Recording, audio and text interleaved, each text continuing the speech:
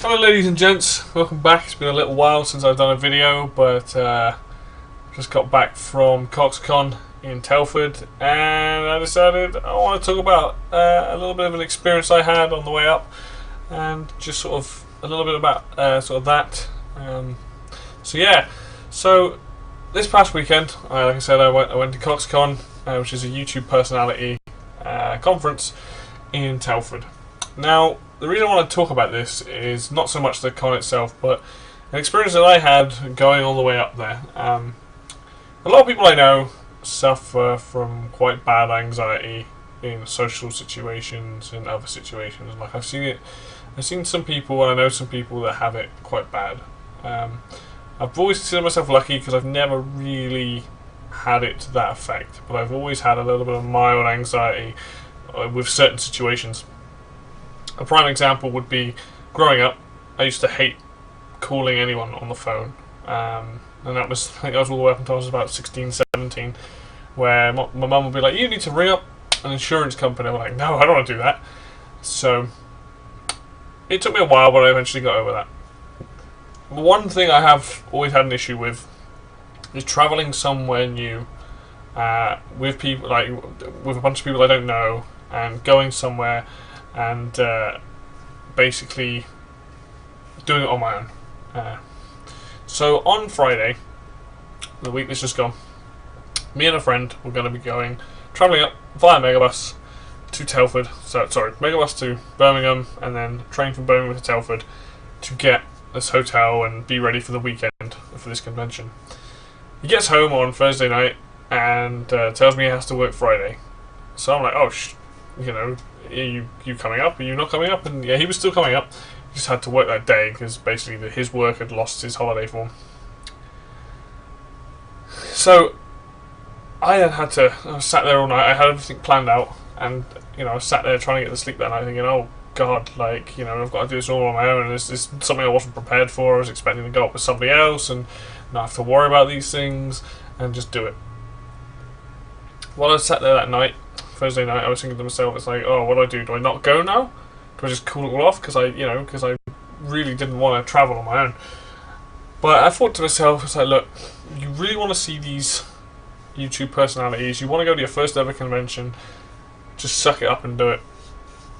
So I made sure I had everything written down. I had plenty of time between getting to I had plenty of time to get to the megabus, get off the megabus to the train, and the train to the hotel. And the same again when I was coming back. But all that evening, I'm panicking in my head, freaking out at the idea of travelling, on my own. And I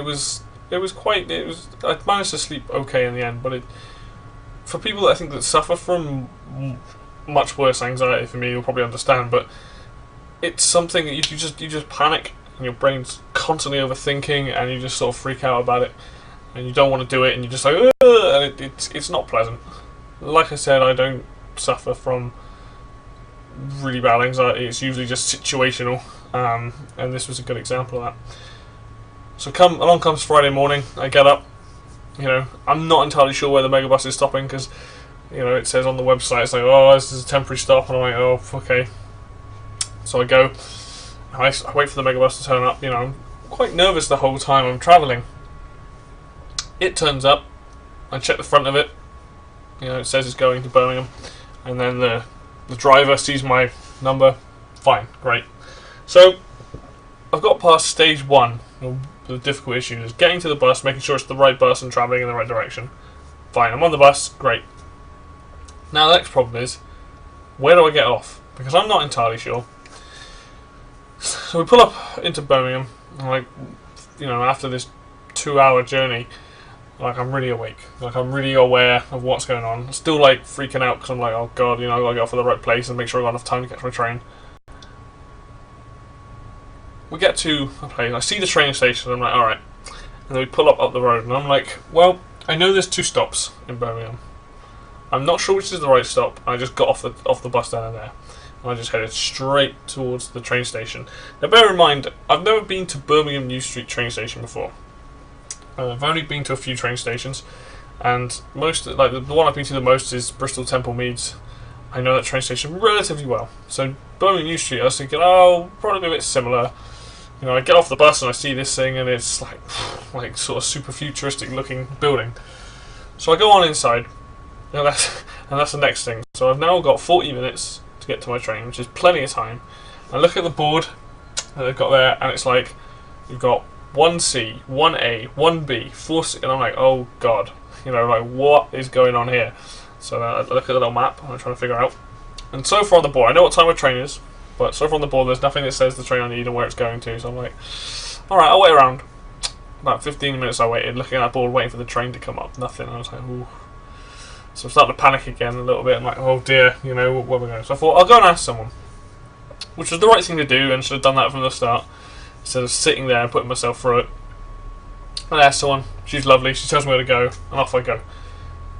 So next thing, like I've got through the barriers, I'm down by the train, get on the train and off I go to Telford. Then eventually, you know, that journey's fine, I've got to make sure I got off at the right stop. Luckily the train's telling me, and I counted how many stops. I get to Telford, I have to go to the hotel. And then obviously I have a rough idea where I'm going. Luckily, I've got a relatively good sense of direction. You know, after about 20 minutes, 30 minutes, I kind of figure I see the International Centre, which is where it was held. And then I find out that the Holiday Inn is literally just around the corner, which is where I was staying. And then I got there, got everything sorted, fine. And I sort of sat down in my hotel room, and I was like, sort of a big relief, because I've managed to navigate an area from Bristol to Telford all myself, with not ever been to these places really before, all by, you know, just doing it on my own. And having now done it, it makes me think that I can go more places now and do more things without freaking out about it. It's like taking a big step, because when you have a situation that you get anxiety from, if you can do the situation, if you can like push yourself through it, because you build it all up in your head a lot of the time, or at least I do. I build it up in my head and I make it far worse than it actually is.